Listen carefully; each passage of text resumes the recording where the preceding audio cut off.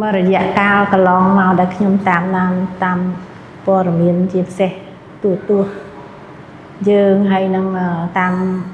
សារព័ត៌មានផ្សេងដូចជាសង្គម Facebook អីខ្ញុំមានការឈឺចាប់ដោយឃើញថាសង្គ្រាមនេះមិនមែនជាសង្គ្រាមដណ្ដើមយកប្រាសាទឬក៏អីទេគឺជាសង្គ្រាមឈ្លានពានបោះថៃមកលើកម្ពុជាយើងហើយព្រោះខ្ញុំមានការនឹកសូរជនភៀសសឹកហើយនឹងកងទ័ពយើងដែលលះបង់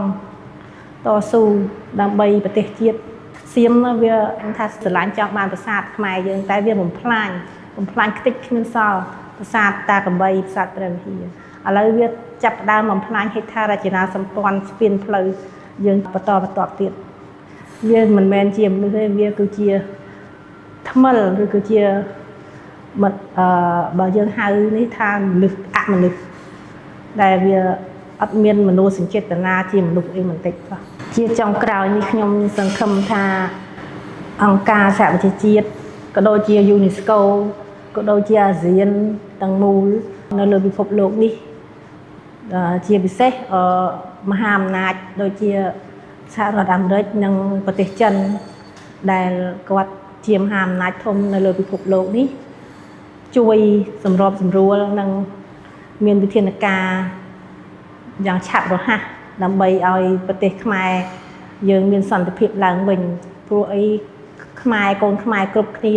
មិនថាខ្ញុំមិនថាថ្នាក់ដឹកនាំមិនថាប្រជាពលរដ្ឋផ្សេងគឺត្រូវការសន្តិភាព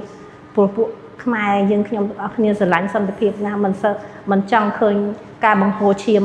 នៅលើទឹកដីខ្មែរយើងទេចាខ្ញុំក៏តស៊ូណាស់តាំងពីថ្ងៃ24រហូតមកដល់ពេលនេះក៏តស៊ូក្នុងចិត្តខ្ញុំព្រឹកឃើញតែអមខ្ញុំនៅវិរៈកងទឹកចូលមកអត់ទេខ្ញុំអនុកើតហើយខ្ញុំរកកើតរឿងថ្ងៃខ្ញុំដេកនឹកកើតរឿងថ្ងៃ